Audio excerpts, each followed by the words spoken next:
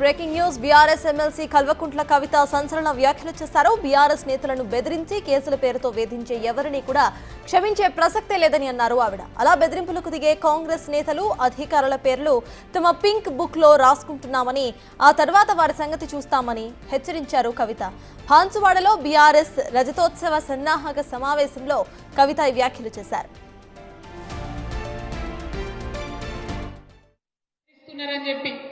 అన్న జుబేర్ అన్న ధైర్యంగా ఉండు, ఎవరెవరు బెదిరిస్తున్నారో వాళ్ళ పేర్లు బరాబర్ పింక్ బుక్ లో రాస్తాం. ఇడిచిపెట్టేదైతే ఉండదు, అందులో ఏమీ ఆలోచించదు. కేసీఆర్ సార్ మంచోడు కావచ్చు, నేను కొంచెం రౌడీ టైపే, ఎట్టి పరిస్థితిలో ఇడిచిపెట్టుడు ఉండదు. ఇక్కడికి బాన్సువాడలో మిమ్మల్ని సతాయించి మిమ్మల్ని పోలీస్ స్టేషన్ కి ఈడ్చినటువంటి ఏ ఒక్కరిని కూడా నేను మాత్రం క్షమించే అవకాశమే ఉండదు. పింక్ బుక్ బరాబర్ పెడతాం, అందులో పేర్లు రాస్తాం. అది అధికారులు కావచ్చు, నాయకులు కావచ్చు, ఎవరిని కూడా వదిలిపెట్టాం. ఎందుకంటే మనం అధికారంలో ఉన్నప్పుడు అరాచకం చేయలేదు, ప్రజలకు మంచి చేసినాం, అభివృద్ధి చేసినాం. ఇవాళ మీరు పార్టీ మారినంత మాత్రాన ఈ గులాబీ కండువానేదో గదరించి పెడదాం, భయపెట్టించి పెడదాం అనుకుంటే మీ తాట సప్పులకు భయపడేవాళ్ళు ఎవరు లేరు. మీ తాత, మీ ముత్త, మీ జేజమ్మ దిగొచ్చినా కూడా భయపడేటోళ్ళు ఎవరు లేరన్న విషయాన్ని మీ అందరికి కూడా సభాముఖంగా నేను తెలియజేస్తా ఉన్నాను.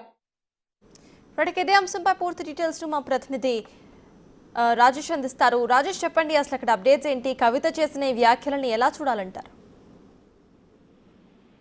ఉమ్మడి నిజామాబాద్ జిల్లాకు సంబంధించి బాన్సువాడలో బీఆర్ఎస్ పార్టీ రజతోత్సవ సభని ఏర్పాటు చేసుకుంది. అంటే ఇటీవల బాన్సువాడకు చెందిన బీఆర్ఎస్ నేతలు కాంగ్రెస్ పార్టీ అధికారంలోకి వచ్చినాక కాంగ్రెస్ పార్టీలో చేరడం జరిగింది. అప్పటి నుంచి కూడా బాన్సువాడకు సంబంధించిన పార్టీలో కొద్దిగా వెనుకంజ వేసిన పార్టీ కార్యకర్తలు కావచ్చు, పార్టీ క్యాడర్ కావచ్చు, బలాన్ని పెట్టేందుకు మీటింగ్ ఏర్పాటు చేశారు. ఈ నేపథ్యంలో టీఆర్ఎస్ రజతోత్సవ సభ నిర్వహించి అక్కడ ముఖ్య అతిథిగా ఎమ్మెల్సీ కల్వకుంట్ల కవిత హాజరైంది. దీంతో అక్కడ వ్యాఖ్యలు చేసింది.